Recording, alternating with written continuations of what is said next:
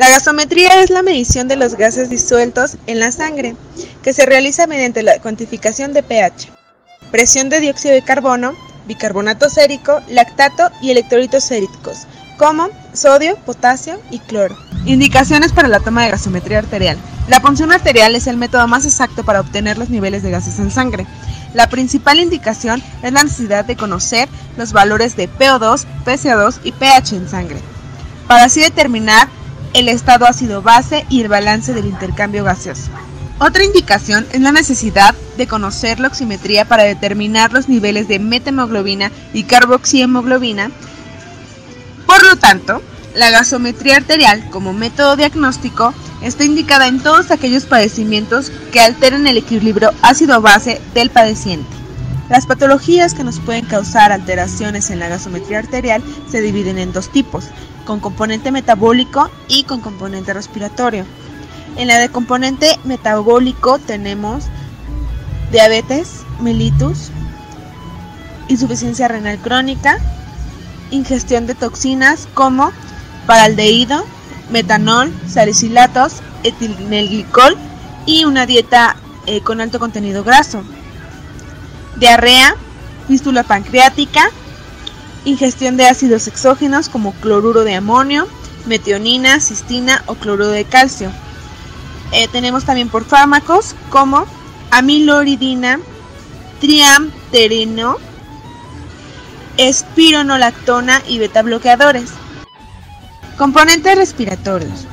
Enfermedad pulmonar, obstrucción de la vía respiratoria, trastornos de la caja torácica, alteraciones en la musculatura respiratoria, alteraciones en el sistema nervioso periférico, depresión del centro respiratorio. El equipo necesario para tomar la muestra sanguínea es guantes, cubrebocas, torunda de algodón con alcohol y una jeringa para gasometría, o en su defecto, una jeringa de insulina impregnada en su interior con heparina. ¿Cómo es que se realiza? Lo primero que se debe hacer es limpiar y desinfectar las manos, así como el equipo necesario para la punción. Se recomienda que la extracción se realice con el paciente sentado o acostado en caso de que el paciente esté hospitalizado. Se recomienda observar que el paciente no ha consumido medicamentos o realizado alguna actividad que interfiera con la función pulmonar. Debe explicarse detalladamente el procedimiento a realizar. Sitio de punción. El lugar de la punción es la arteria radial en el túnel carpiano. Esto porque esta área es menos sensible al dolor y no presenta venas satélites importantes. La segunda elección para realizar la extracción es la arteria humeral, al nivel de la fosa antecubital, inmediatamente por debajo del tendón del bíceps. La arteria femoral solo se utilizará en caso de que no sea posible realizar la extracción de alguno de los sitios anteriores. No es recomendable la extracción de la zona por debajo del ligamento inguinal, ya que no existe circulación colateral que actúe de manera adecuada. La punción puede generar un vasoespasmo o trombo intramural, provocando isquemia distal o formación de hematoma periarterial. Técnica correcta para la obtención de una gasometría arterial. Equipo básico para gasometría. Muñeca en hiperextensión para facilitar la toma. Maniobra de Allen. Identificación de los pulsos radial y cubital. Aplicar digitopresión y posterior a esto retirar la presión y observar la coloración. Identificación del sitio de punción. Posicionar la aguja a 45 grados en sentido opuesto al flujo arterial. Uso de material extra para manejo de punzocortantes y evitar el contacto de la muestra con el aire. Técnica de punción. Elección del sitio de punción. De no contarse con la jeringa especial de gasometría, se debe impregnar el interior de la jeringa de insulina y su émbolo con heparina sódica de bajo peso molecular. Antisepsia en el sitio de punción. Utilizar el equipo de seguridad como es cubreboca y guantes. Colocar la muñeca del paciente en hiperextensión. Realizar la maniobra de Allen.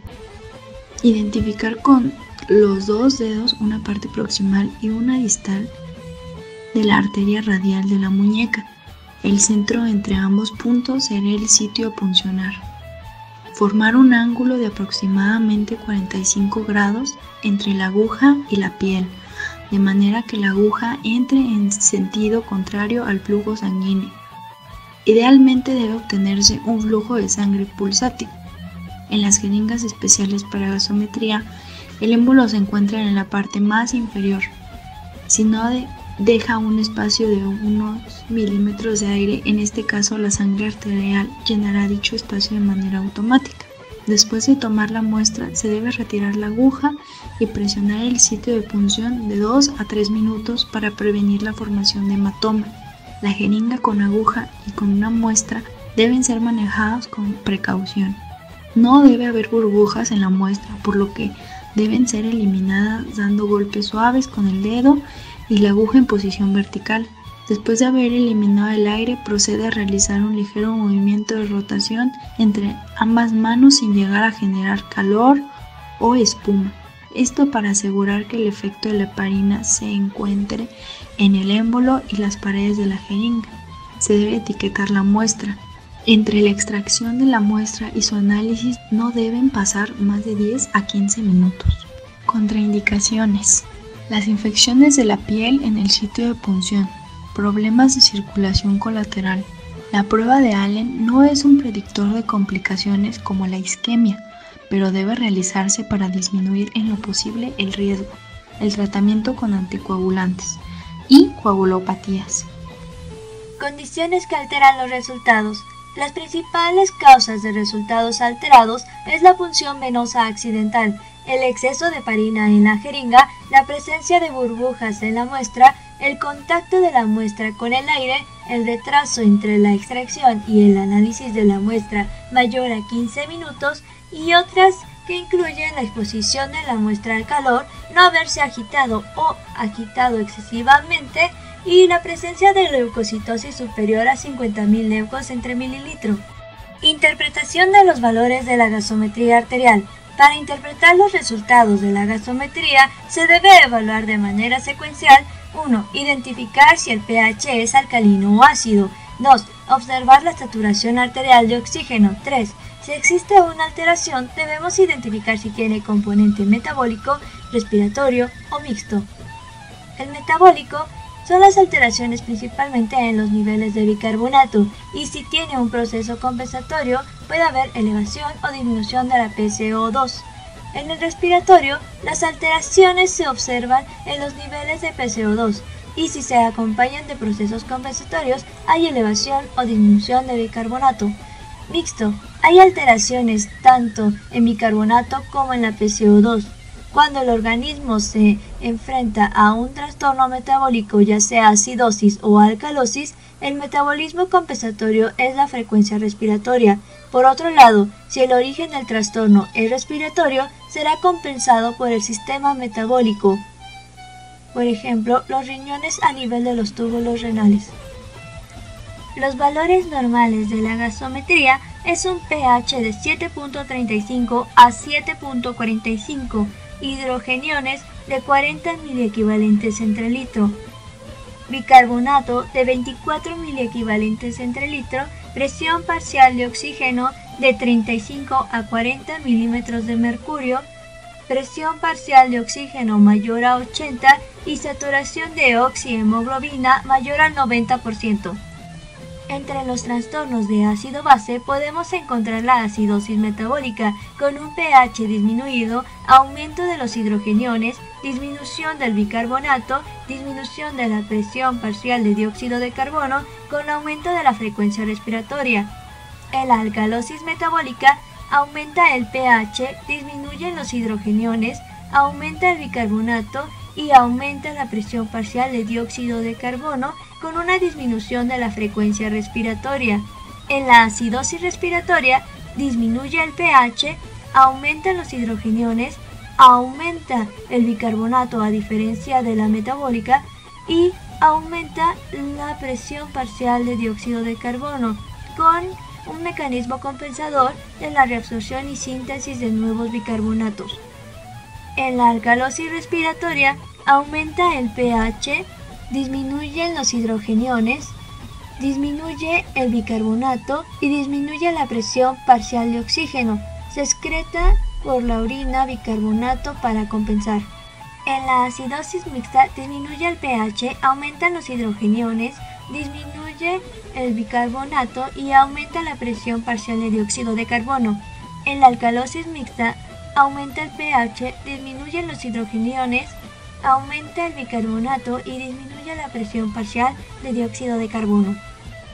Podemos evaluar los trastornos ácido-base calculando la brecha aniónica plasmática, también conocida como anión Gram o hiato aniónico, mediante la realización de una fórmula que tome en cuenta los cationes de sodio y aniones de cloro y bicarbonatos séricos medidos, y cuyos valores normales oscilan entre los 12 más o menos 14 milimol entre litro.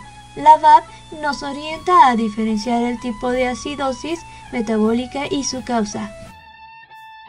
Sin embargo, individualmente puede tener errores, por lo que siempre debemos hacer una correlación con la clínica. Cuando la VAP está elevada por arriba de 30 miliequivalentes entre litro, la probabilidad de identificar el anión responsable es cerca del 100%, y es esta donde la VAP alcanza su real valor diagnóstico.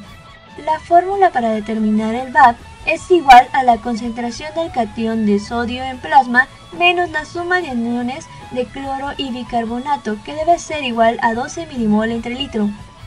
Partiendo de la VAP, la acidosis metabólica puede encontrarse de tres maneras. La primera, acidosis metabólica con VAP aumentada, lo que indica un incremento en la producción endógena de ácidos orgánicos, como en la administración de penicilina a grandes dosis. 2. Acidosis metabólica con VAP normal, hipercloremia, que es causada por pérdida de bicarbonato secundario a la administración de ácidos exógenos. Cada 1 miliequivalente de cloro constituye a 1 miliequivalente de bicarbonato, por lo que aumentan los niveles de cloro.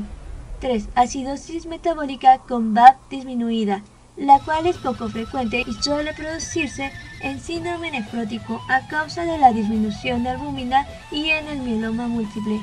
La interpretación del VAP se ve influenciada por factores como niveles de albúmina, por lo que requiere una fórmula matemática de corrección para calcular el verdadero grado de acidosis orgánica, de acuerdo al nivel de albúmina sérica. Es un método útil, fácil de realizar y confiable.